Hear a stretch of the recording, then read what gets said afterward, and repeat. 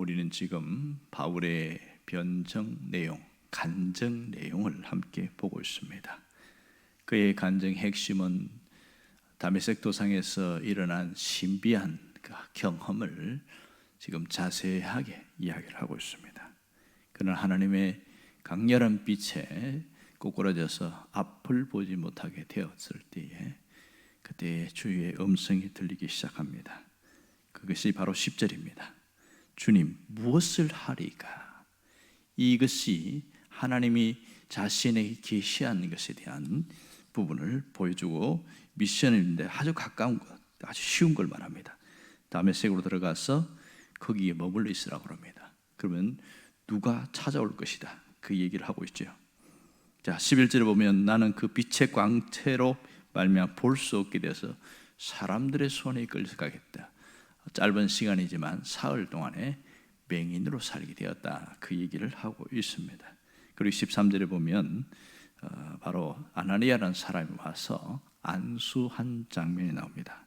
오늘 우리가 주목할 것은 여기 보면 형제 사울아 다시 보라 하거늘 즉시 그를 쳐다보았노라. 오늘 쳐다보았노라, 이 부분을 함께 보려고 합니다. 이것은 사도행전 9장에 보면 상세하게 잘 나와 있습니다. 자, 상황은 이렇죠. 지금 바울이 의자에 앉아 있고 아나니아가 그 머리에 안수를 합니다. 그래서 주님께서 이 바울의 눈에서 비늘이 떨어지게 하시고 새롭게 눈이 열리게 해주세요, 이런 기도를 했던 것 같습니다. 그렇게 기도가 끝난 이후에 바울에게 다시 보라, 이렇게 명령을 합니다. 이때에 바울이 눈이 감긴 채로 눈을 떠서 본데 눈에서 비늘 같은 것이 떨어졌다. 사도행전 9장 그런 얘기를 하잖아요.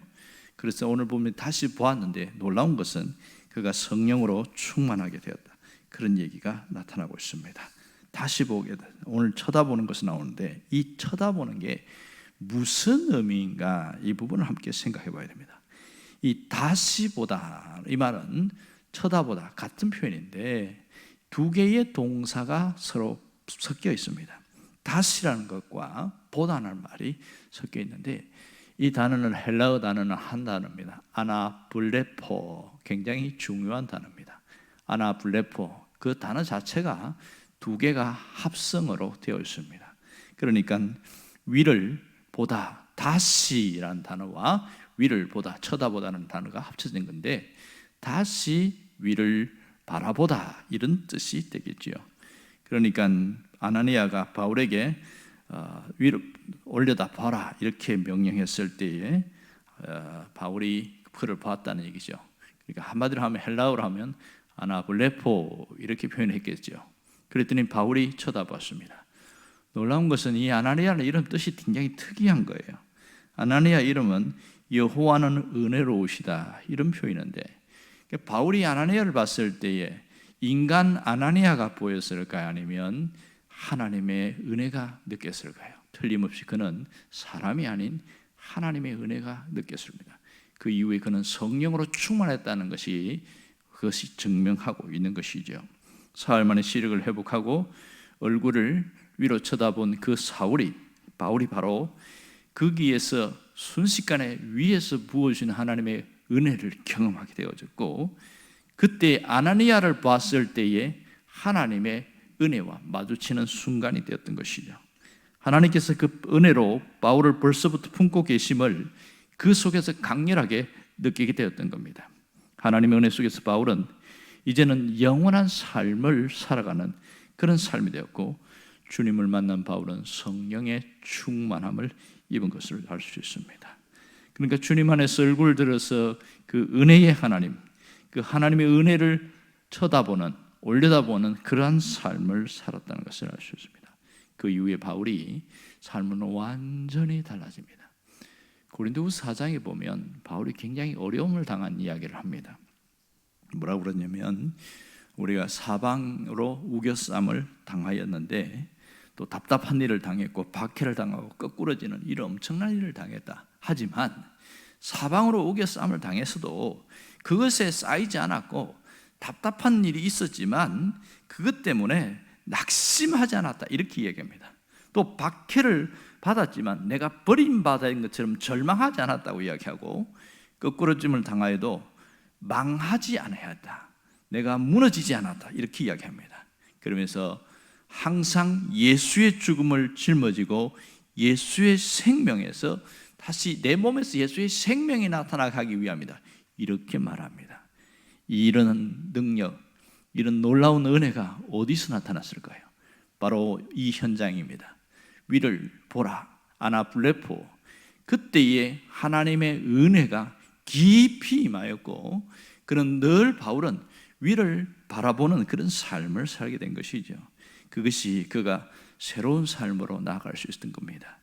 여러분, 우리가 하나님의 은혜를 올려다보기만 하면 사방으로 우겨싸움을 당하고, 때로는 답답한 일을 당하고, 때로는 억울한 일을 당하고, 거꾸러지는 오해를 받고 이렇게 해도 결코 무너지지 않는다는 사실이죠. 왜요? 주님이 우리를 감싸고 있기 때문에, 그걸 느끼고 있기 때문에 죽음마저도 두려워하지 않고 내 몸을 통하여 예수 생명이 드러나기를 원하는 그 바울의 그 삶이 우리에게도 동일하게 재현될 수 있다는 것이죠. 이것이 진정으로 성령 충만한 사람의 모습이라고 할 수 있습니다. 흔히 사람들은 성령 충만을 감정의 충만으로 착각하는 경우가 있습니다. 물론 얼굴이 환하고 또 모든 것이 입에서 찬양이 나오고 이게 모습이 결과는 맞긴 하죠. 그렇지만은 마음이 들떠 있고 늘 그렇게 살아갈 수가 없는 거예요.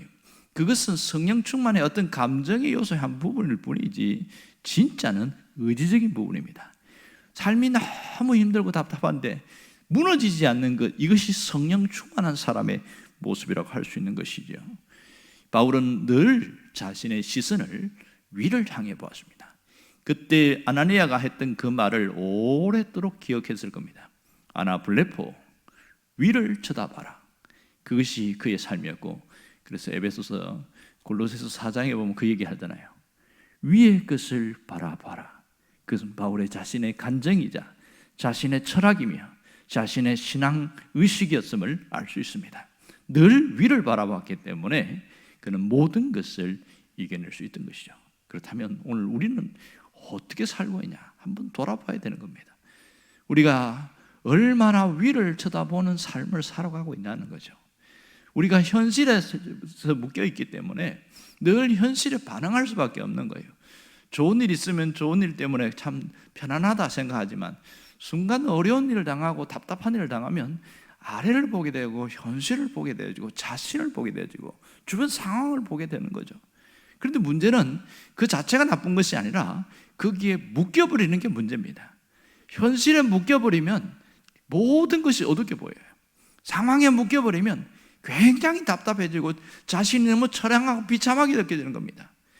그래서 신앙 안에도 보면 두 종류가 있습니다. 하나는 신앙 안에 있는 이상주의자가 있고 신앙 안에 있는 현실주의자가 있습니다.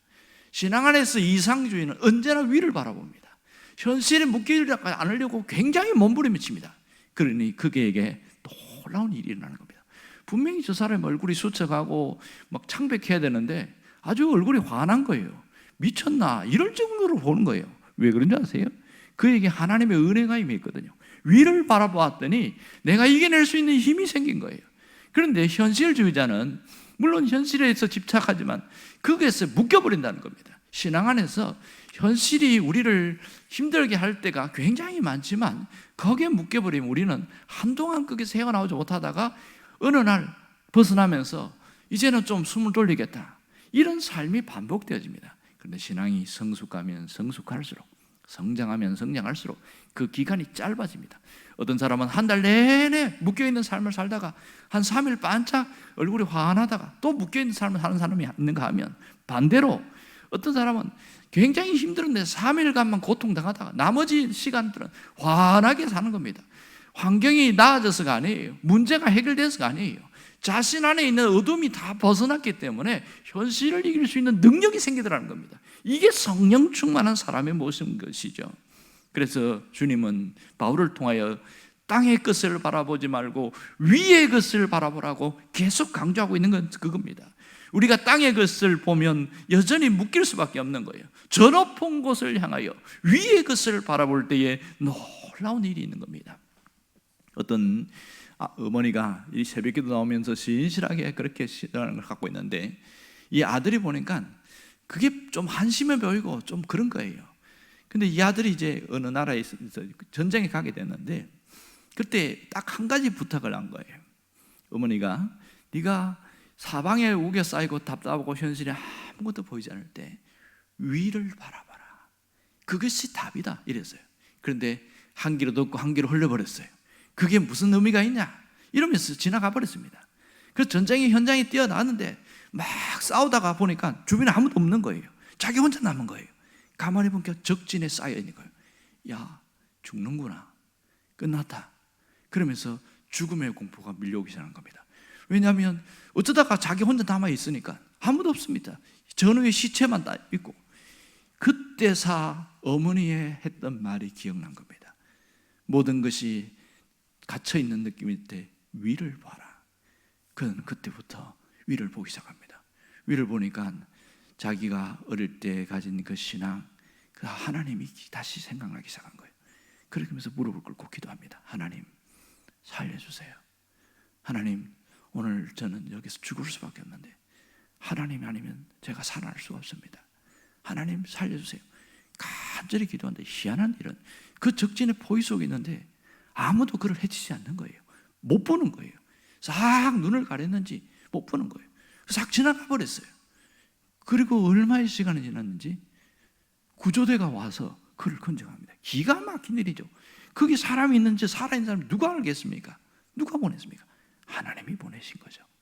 그래서 결국은 그가 그 전쟁터에서 살아난 것을 자기가 가슴 깊이 생각하면서 평생 동안 삶의 문제만 생기면 그때 그 전쟁터에 있던 것을 기억하면서 위를 봐야 되겠다. 그러면서 모든 문제를 이겨내는 겁니다. 이것이 가장 단순한 것처럼 보이지만 우리 신앙의 답입니다. 위를 바라볼 때 문제는 해결되었습니다. 그때 하나님의 은혜가 우리에게 부어지게 되는 거죠. 2000년을 지나서 시공간에서 역사하시는 하나님은 지금도 바울에게 역사하시는 동일하게 우리에게 역사합니다. 바울이 어떻게 그 수많은 어려움과 박해를 이길 수 있을까요? 그는 오직 위를 바라봤기 때문입니다. 그는 하나님의 은혜를 붙들고 살았기 때문에 그렇습니다. 우리도 마찬가지죠. 우리가 문제를 이기고 환경을 이기고 현실을 이길 수 있는 능력은 바로 여기에 있습니다. 이것이 성령 충만한 자의 모습인 겁니다. 오늘 우리가 성령 충만한 자로 살아갈 때 어떠한 어려움도 나를 묶을 수가 없고 그것이 나를 짓밟을 수가 없고 죽음의 구렁텅이로 무너뜨릴 수가 없다는 사실을 알게 되어집니다. 위를 바라볼 때의 은혜가 임하고 그럼으로써 내가 환경을 짓밟아버리고 현실을 짓밟아버리고 능히 이기게 되어집니다. 그럴 때는 하나님의 역사도 동일하게 나타남을 잊지 않기를 간절히 바랍니다. 기도하겠습니다.